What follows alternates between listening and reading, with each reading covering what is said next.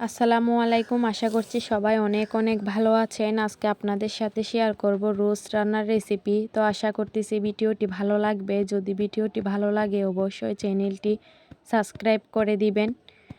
তো এইদিকে আমি খুব ভালো করে মুরগির মাংসগুলো ধুয়ে হলুদ, ধনিয়ার গুঁড়া, লবণ দিয়ে খুব ভালো করে পরিমাণ মতো পানি দিয়ে রোস্টগুলা সিদ্ধ দিয়ে দিয়েছি। দেখতেই পাচ্ছেন রোস্টগুলা কিন্তু অলরেডি সিদ্ধ হয়ে গেছে। খুব ভালো করে একটু নেড়ে চেড়ে দিয়েছি। তো রোস্টগুলা সিদ্ধ হয়ে গেছে। এদিকে আমি একটা কড়াইতে তেল গরম করে নিয়েছি। একটা একটা করে সব রোস্টগুলা দিয়ে দিচ্ছি। দেখতে পাচ্ছেন এক এক করে সব রোস্টগুলা দিয়ে দিচ্ছি।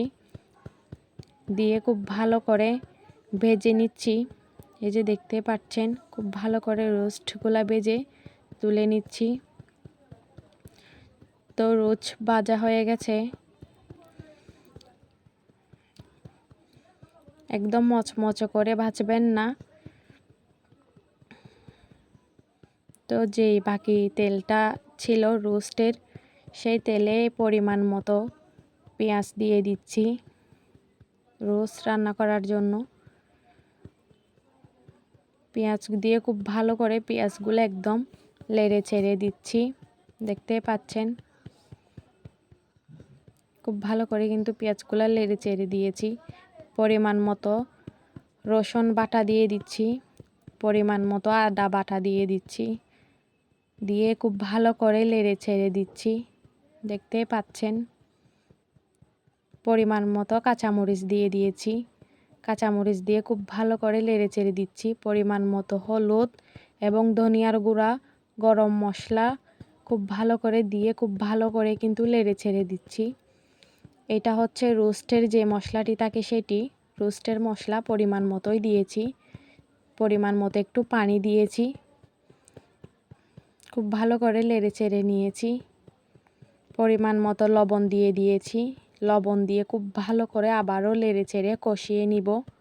পরিমাণ মতো টমেটো কুচি দিয়ে দিব।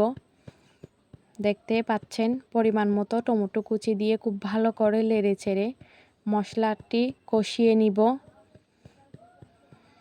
মশলা কষানো হয়ে গেছে। ভেজে রাখা রোস্টগুলা দিয়ে দিচ্ছি। দেখতে পাচ্ছেন রোস্টগুলা দিয়ে দিয়েছি। রোস্ট দিয়ে খুব ভালো করে আস্তে আস্তে কিন্তু নাড়াচাড়া করতে হবে।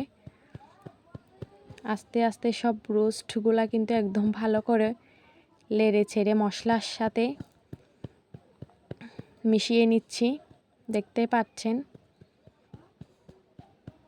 খুব ভালো করে নেড়ে ছেড়ে নিয়েছি।